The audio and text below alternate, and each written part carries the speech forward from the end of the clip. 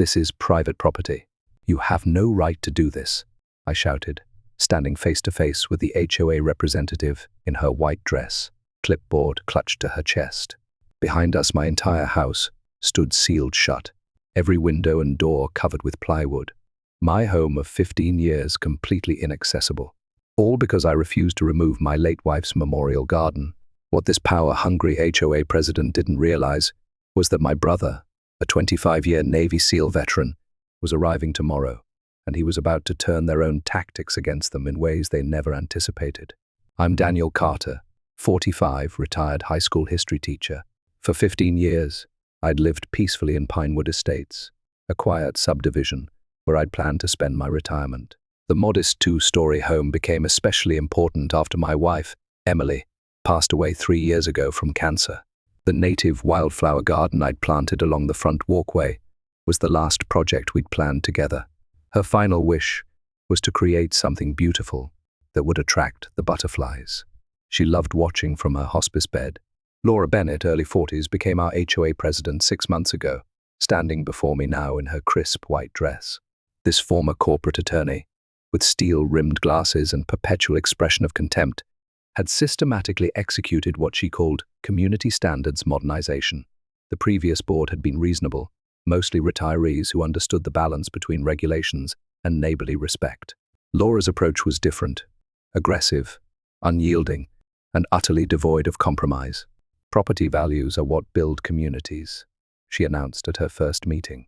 Aesthetic harmony is non-negotiable. 3 longtime board members mysteriously resigned within weeks of her election, replaced by people I'd never seen at community functions. All younger professionals with connections to local development companies. Meanwhile, my younger brother, James, 42, was completing his final mission as a Navy SEAL team commander. After over 20 years in special operations missions, he rarely discussed but were reflected in the quiet intensity of his gaze. He was transitioning to civilian life. We'd planned his 2-week visit for months. I was his only family besides my son and grandson, and he needed time to decompress before deciding his next step. The timing of his arrival would prove more critical than either of us could have imagined. The Tuesday before James's arrival, a cream-colored envelope appeared on my door. Inside, a violation notice with a computer-generated image showing my home with a pristine lawn, replacing Emily's wildflower garden. Unauthorized vegetation, $100 daily fine, until remediation. I requested an immediate meeting with Laura. She arrived precisely at 2 p.m., designer sunglasses perched atop her perfectly styled hair, tablet in manicured hands. "Mr. Carter," she began without preamble, "I appreciate your prompt response to our notification." I explained that the garden contained native species specifically recommended by the County Conservation Office's water-saving program. I showed her the xeriscaping certification we'd received and the small plaque from the Audubon Society, recognizing it as a certified wildlife habitat. "Those external programs have no jurisdiction over our covenant," she replied, her voice professionally modulated. "Section 2 requires all landscape elements to maintain aesthetic harmony with adjacent properties. But these plants are drought-resistant. We are in year 3 of water restrictions. Environmental concerns, while admirable, don't supersede our community standards," she said, swiping through images on her tablet. "Your neighbors have managed to maintain conventional landscaping within conservation guidelines. This garden was my wife's final project before she died," I said, my voice tightening. "It's a memorial to her."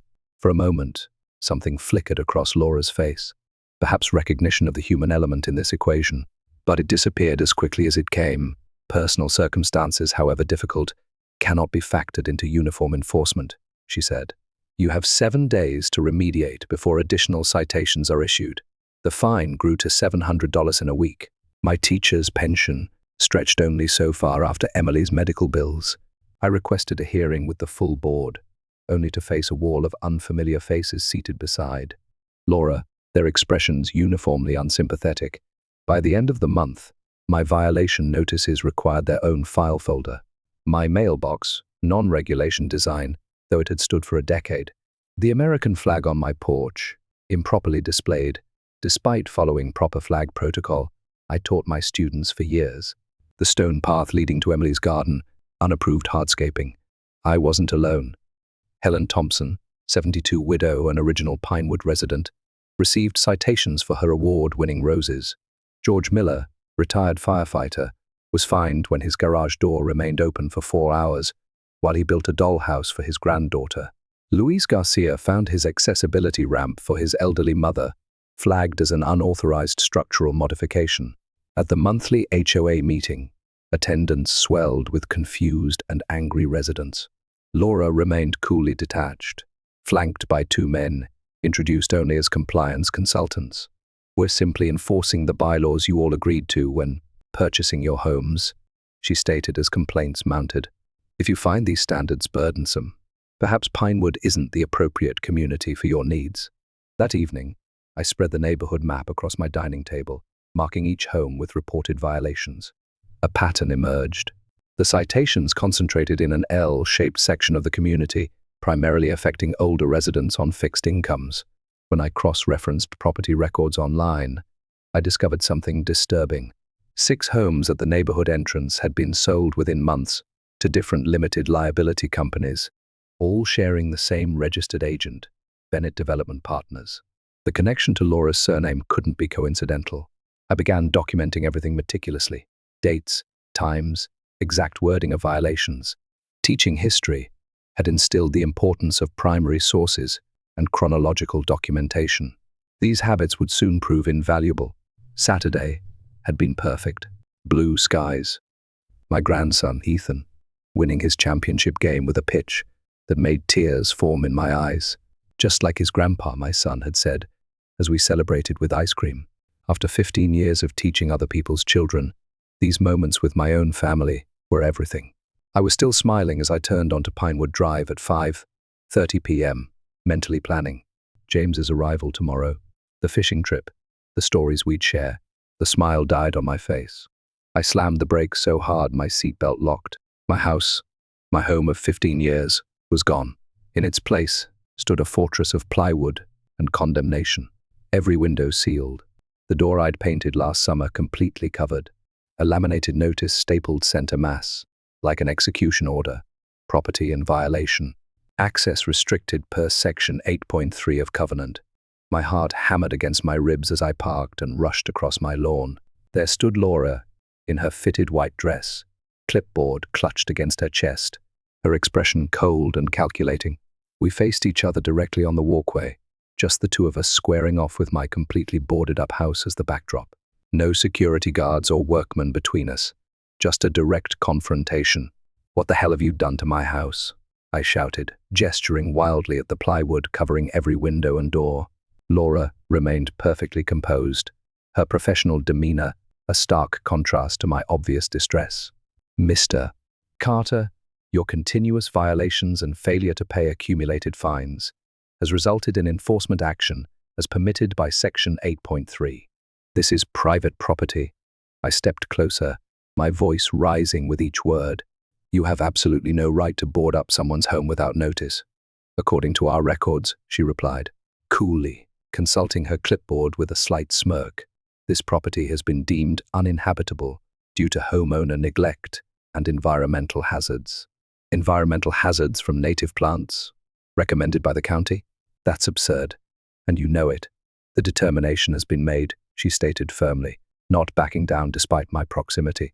"If you wish to contest this action, you may submit a formal appeal for next month's meeting." "Next month?" My hands clenched into fists at my sides. "Where exactly am I supposed to live until then?" "That's not the HOA's concern," she replied. Then her tone shifted slightly. "However, Horizon Properties is prepared to make a generous offer on your home as is. It would resolve everything immediately." In that moment, the calculated nature of this ambush crystallized. This wasn't random enforcement. This was strategic elimination. I called the police, who arrived shortly after. The officer's expression fell as he reviewed the HOA documents, his conflict evident as he shook his head. "I'm sorry, sir, but this appears to be a civil matter between you and your homeowners association. The covenant does include enforcement provisions. They've locked me out without notice." I gestured at the boarded windows. "My blood pressure medication is in there. I need it tonight." The officer hesitated, clearly uncomfortable. "Let me call my sergeant." He stepped away, spoke quietly into his radio, then returned with reluctance written across his face.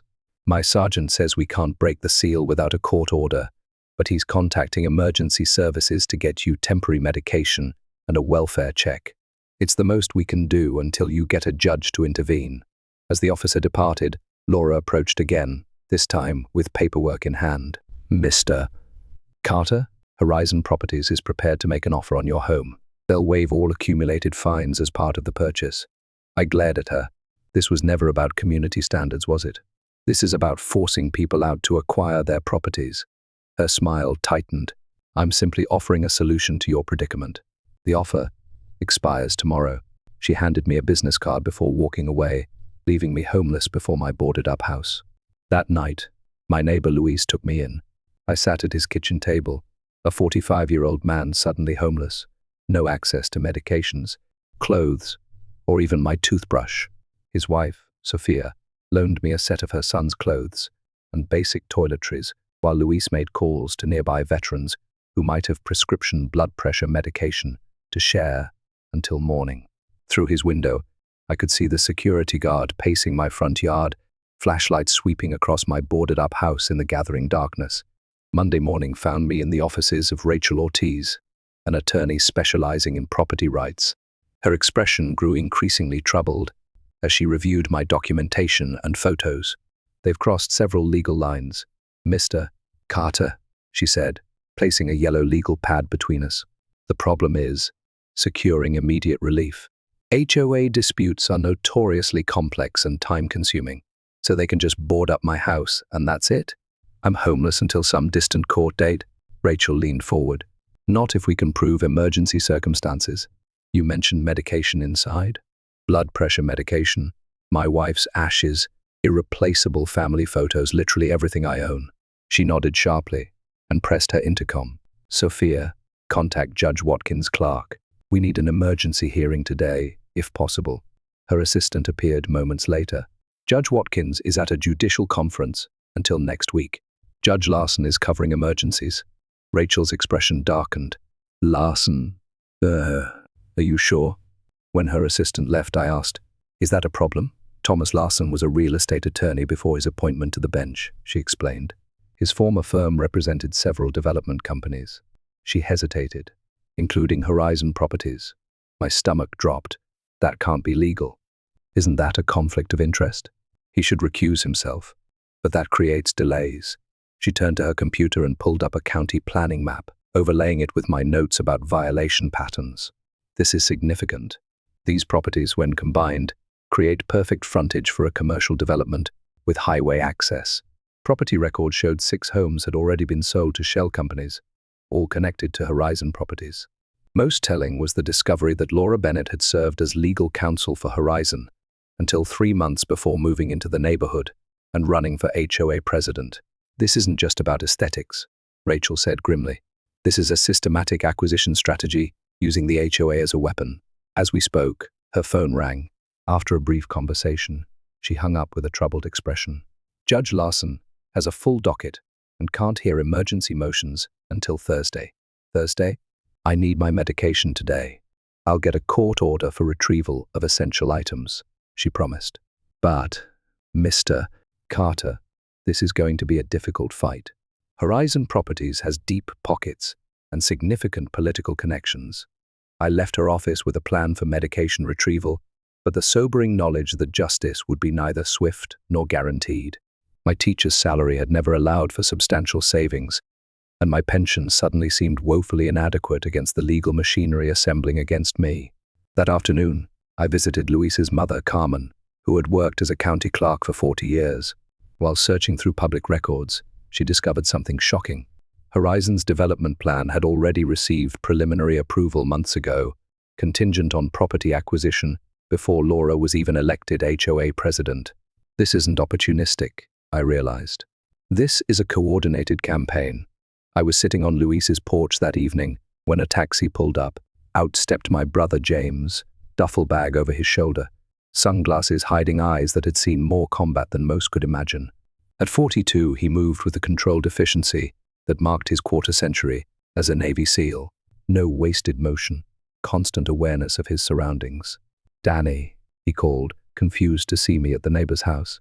Then his eyes locked on my boarded-up home across the street. "What the hell happened?" I explained everything as James listened in complete silence, his expression darkening with each detail. When I finished, he set his bag down with deliberate calm. "So let me get this straight," he said, in the quiet voice I recognized from childhood as containing fury. "A homeowners association has illegally seized your property, is systematically forcing fixed-income residents out of their homes, and local authorities claim they can't intervene. That's about the size of it. James and I were always opposites. I taught history. He made it. While I used dialogue to resolve classroom disputes, he executed precision strikes against global threats. You've documented everything?" he asked. Every interaction, citation, and conversation mapped across the entire neighborhood. A ghost of a smile crossed his face. Still the methodical history teacher. His eyes narrowed, already formulating strategy. "Tell me about Laura Bennett and her husband." "Everything." Over dinner at Luis's, I introduced James to neighbors who had also received violations. He listened more than he spoke, asking precise questions about timelines, specific wording of notices, and property locations. I recognized the expression in his eyes. He was formulating strategy. After dinner, he made a series of phone calls, speaking in the clipped language of military operations. When he finished, he turned to me. "I've got people coming. Former teammates who specialize in intelligence gathering, digital forensics, and public relations." "James, this isn't a military operation," I cautioned. "That's exactly what it is," he replied without hesitation. "You're facing an adversary with superior resources who's using asymmetric tactics against vulnerable civilians. My entire career was designed for precisely this scenario, just on different terrain." Later that night, he spread my documentation across Luis's dining table, analyzing patterns with the same intensity he'd once applied to mission planning. "This isn't random enforcement," he said, tracing the L-shaped pattern of violations. "This is a coordinated acquisition strategy with distinct phases." He pointed to properties already sold. These were Phase 1, soft targets offered buyouts that seemed generous, but were well below market value. He indicated homes with the most violations. "Your Phase 2, resistant targets requiring pressure tactics. The remaining homes are mapped according to development priority." James pulled out his laptop. "Time to gather intelligence on our opposition." "What exactly does that mean?" I asked. "It means," James said as his fingers flew across the keyboard, "that before every operation, you identify the opposition's capabilities, motivations, and vulnerabilities. Laura and David Bennett have digital footprints. So does Horizon Properties. So does every board member and shell company they've created." His eyes reflected the screen's blue light. "They think they're hunters. They don't realize they've become the hunted." "In special operations," James explained, "while building comprehensive profiles of our opponents, intelligence drives action. We never operate without knowing our terrain." After 2 sleepless nights of digital excavation, hacking through corporate firewalls, and calling in favors from contacts in banking regulation, he'd uncovered David Bennett's blueprint, the same predatory pattern used in 3 other communities. Their playbook was consistent: install cooperative HOA leadership, create violation pressure, then acquire devalued properties. These weren't random tactics. This was corporate colonization. Court records, buried in obscure county archives and sealed by judicial order, revealed previous lawsuits, all settled with non-disclosure agreements, effectively silencing former homeowners. The most damning evidence came from a financial whistleblower, documentation showing Laura had received consulting fees from Horizon while serving as HOA president. A smoking gun, proving conflict of interest. "This isn't just unethical," James said, sorting through printouts. "It borders on criminal conspiracy and fraud." That afternoon, 2 men arrived, whom James introduced simply as former colleagues. Miguel, a compact man with watchful eyes, specialized in digital intelligence. Henry, with his precise posture and scanning gaze, had expertise in what he called human intelligence gathering. "We need 3 types of evidence," James explained, as they gathered around Luis's table. "Financial connections between the HOA and Horizon, documented pattern of targeted enforcement, and proof of their ultimate development intentions. While Rachel pursued legal avenues, James coordinated what he called parallel information collection. Miguel established secure communications for residents to document HOA interactions. Henry began discreet background investigations on every board member. That evening, James and I walked the neighborhood, not a casual stroll, but what he termed a terrain assessment. He noted sight lines, property boundaries, and community gathering points. More importantly, he connected with neighbors, particularly fellow veterans. Harold was Army Rangers, James told me after speaking with a man 3 doors down. Marissa was Air Force intelligence. Louise served with the Marines in Desert Storm. You've got an entire defense network already in place. By day 3, we had identified 17 veterans throughout Pinewood Estates. Each brought unique skills, from Harold's logistics experience to Marissa's analytical abilities. More importantly, they brought the quiet determination of those who had sworn to defend their country and now found that mission extending to their neighborhood. Miguel made a breakthrough in digital investigation. They got sloppy with their LLC registrations, he reported, showing us shell companies all leading back to David Bennett. 6 properties already acquired through pressure tactics identical to what they're doing to you. Most significant was our discovery through Luis's college-aged daughter, Isabella. She recognized one of the compliance consultants from her urban planning class, where he had guest lectured on community revitalization through strategic acquisition. Isabella helped us access the university's online repository of guest lectures. There, in high-definition video, was David Bennett presenting Horizon's Pinewood opportunity 6 months earlier, complete with renderings showing our homes replaced by retail structures. "This is our smoking gun," James said. They planned this entire operation before installing Laura as their enforcement mechanism. In special operations, James told our growing coalition gathered in Luis's garage, "The advantage goes to those who seize the initiative."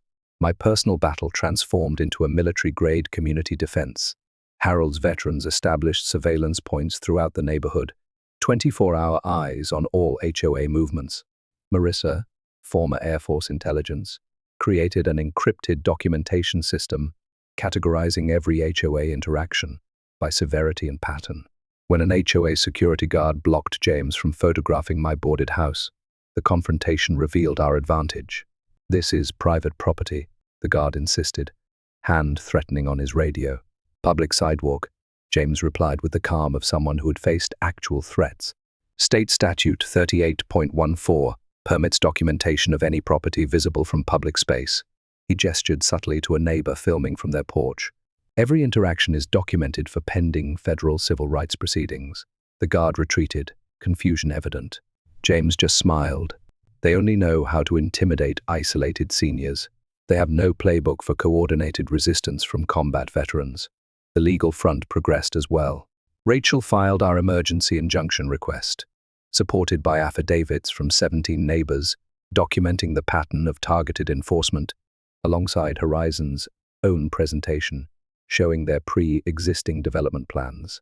The media strategy materialized when James contacted Tom Reynolds at Channel 8 News. Tom had been embedded with James's SEAL team in Iraq and owed him for an incident neither would discuss. Tom reviewed our evidence, eyes widening at each document. "This isn't just neighbors fighting over fence heights. This is corporate predation using HOA bylaws as weapons." Thursday at 6 we expose everything. Laura's emergency meeting announcement came within hours to address community concerns and misinformation. "She's panicking," James said, organizing our evidence for maximum impact. In combat, your strongest position is when the enemy is forced to fight on your terms, your timeline. The day before the meeting brought unexpected support. Judge Patricia Evans, returning early from medical leave and taking over Judge Larson's docket, reviewed our emergency petition.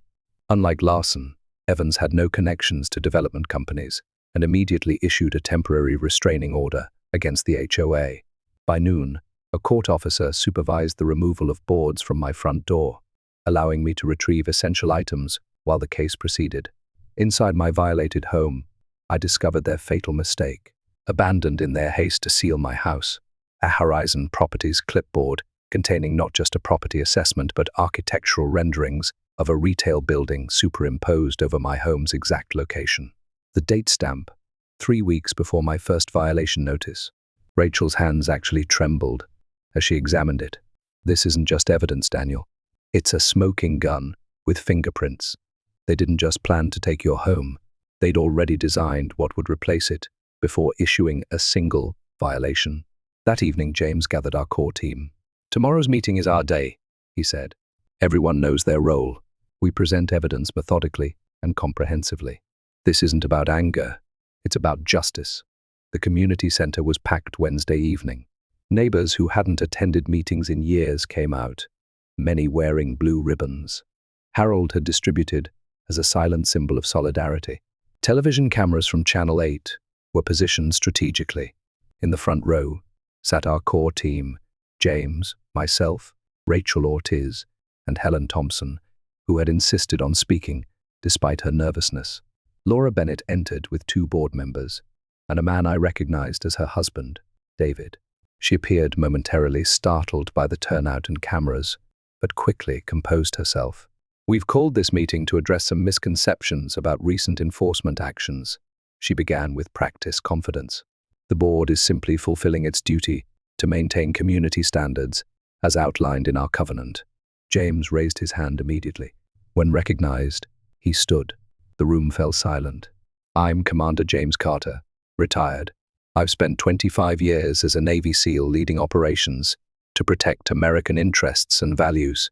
His voice carried natural authority without raising volume.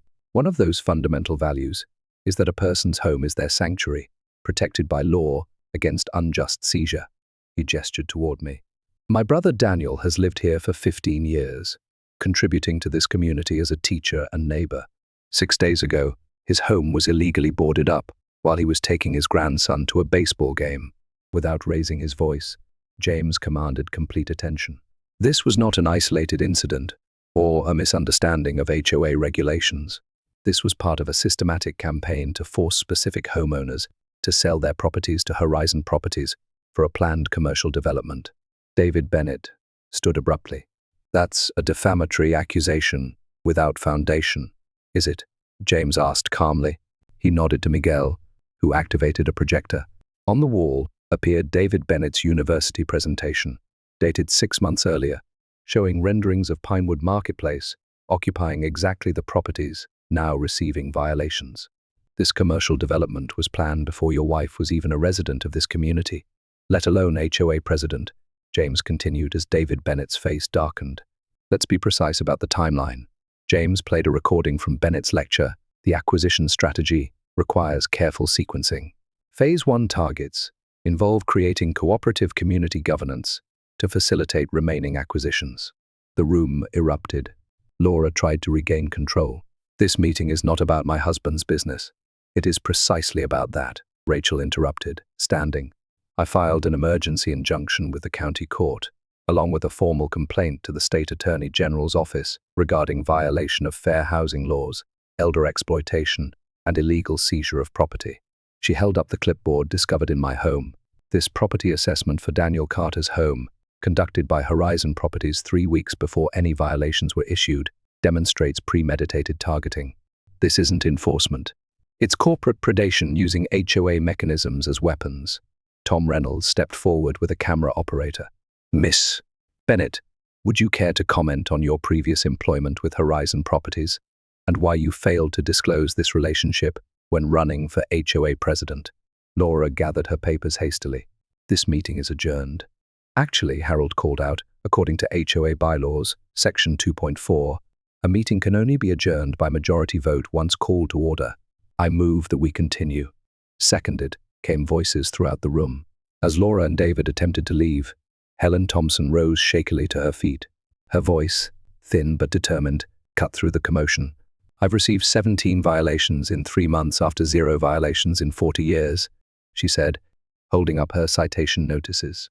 "My late husband's memorial garden was called a nuisance installation. The ramp for my sister's wheelchair was deemed architecturally inconsistent." Her voice strengthened. 2 days after I refused a below-market offer from a company I now know is connected to Horizon Properties, my home was declared a health hazard requiring immediate remediation. She looked directly at Laura. I was ready to give up, to sell my home and memories because I couldn't fight anymore. But then I realized something. She gestured around the room. We aren't alone. We're a community, and communities stand together. The room erupted in applause. As Laura and David finally pushed toward the exit, James stepped into their path. The Attorney General's office has been fully briefed, he said quietly, as has the State Bar Association regarding ethical violations. I'd suggest you prepare accordingly. The confrontation at the HOA meeting triggered immediate consequences. By morning, the county judge had expanded our emergency injunction, preventing any HOA enforcement actions pending full investigation. All existing fines were suspended, and a court-appointed observer was assigned to monitor HOA activities. Channel 88's investigative report aired as planned, featuring interviews with affected residents and documentation connecting targeted HOA enforcement with Horizon's development plans. 2 additional news stations picked up the story within days. The State Attorney General's office announced a formal investigation into potential violations of fair housing laws, elder exploitation, and fraudulent HOA practices. The State Bar Association opened an ethics investigation into Laura Bennett's undisclosed conflicts of interest. The following Tuesday, an emergency recall election removed Laura and 3 board members from HOA leadership. Harold was elected interim president. His first official act nullified all outstanding violations and commissioned an independent audit of HOA finances. Most satisfying was the letter from Horizon Properties announcing they were indefinitely suspending development activities in the Pinewood area due to community feedback and ongoing regulatory review. By Wednesday morning, a group of neighbors arrived at my house with tools and supplies. James had organized what he called a community restoration operation. Within hours, all traces of the boarding had been removed. Luis repaired damage to my doorframes. George Miller fixed the broken porch railing. The transformation extended beyond physical repairs. The neighborhood itself seemed to awaken from long hibernation. People who had barely acknowledged each other for years were now exchanging phone numbers, sharing meals, and creating support networks. The Saturday after my home was restored, 28 neighbors gathered to help replant and expand Emily's wildlife garden. Helen brought cuttings from her late husband's roses. George's daughter designed a small commemorative plaque honoring Emily's memory and environmental vision. James extended his visit, helping establish a neighborhood emergency response team composed primarily of veterans, but open to all residents. Communities that know each other look out for each other, he explained during the first training session. The strongest defense against exploitation is connection. At the first meeting of the newly elected HOA board, Harold proposed a revised covenant focused on minimum safety standards rather than aesthetic control, with special provisions protecting accessibility modifications and environmentally beneficial landscaping. Our job isn't to make every house look identical, he declared to enthusiastic applause. It's to maintain a community where people can age in place with dignity, security, and mutual support. The measure passed unanimously. Perhaps most meaningful was the establishment of the Pinewood Community Preservation Fund, created to help residents with limited incomes make necessary home repairs and improvements. The initial donation came anonymously, though the amount exactly matching the total of all fines collected under Laura's leadership suggested the source. 8 months later, following an accelerated investigation due to public pressure and the evidence we'd compiled, the Attorney General's office announced settlements with Horizon Properties and former board members, including substantial financial penalties and permanent restrictions on their HOA participation. The funds were directed to the Community Preservation Fund, effectively returning the money to the community it was taken from. 6 months have passed since those dark days when I stood before my boarded-up home. My garden is thriving now, attracting the butterflies Emily loved and serving as a model for 7 similar gardens throughout the neighborhood. What happened here wasn't just about property values or landscaping choices. It was about the fundamental right to security in your own home and the power of a community to stand against injustice. James has moved on, though he returns monthly for our neighborhood veterans' breakfasts. Before leaving, he helped establish a network connecting similar communities facing predatory development tactics. This pattern exists across the country, he told me. Corporate interests use bureaucracy as a weapon against the vulnerable. But now, they're facing organized resistance from people who understand both the terrain and the stakes. What did I learn through all this? Although we often feel powerless against systems and money, we have strengths they can't anticipate. That the skills and wisdom of older Americans aren't outdated, they're essential. Those veterans who defended our nation abroad continue that mission in their own communities. And that sometimes the quietest people, teachers, nurses, retirees, can become the most powerful voices when united in purpose. If you're facing similar battles with overreaching authorities or corporate predators, remember this: document everything, build alliances, know your rights, find strength in unlikely places, and remember that bringing injustice into the light is often the most powerful weapon available. They boarded up my house because they saw only a retired teacher who would quietly surrender. They didn't know my brother is a Navy SEAL, but their fatal miscalculation wasn't about James. It was failing to recognize that behind every door in Pinewood lived Americans who remembered what this country stands for. My wife's garden blooms again now, butterflies dancing where plywood once stood. Our community has never been stronger. Some battles aren't fought on foreign soil. The most important ones happen where we live, where we love, where we refuse to surrender. Those are the ones most worth winning, and the ones we cannot afford to lose.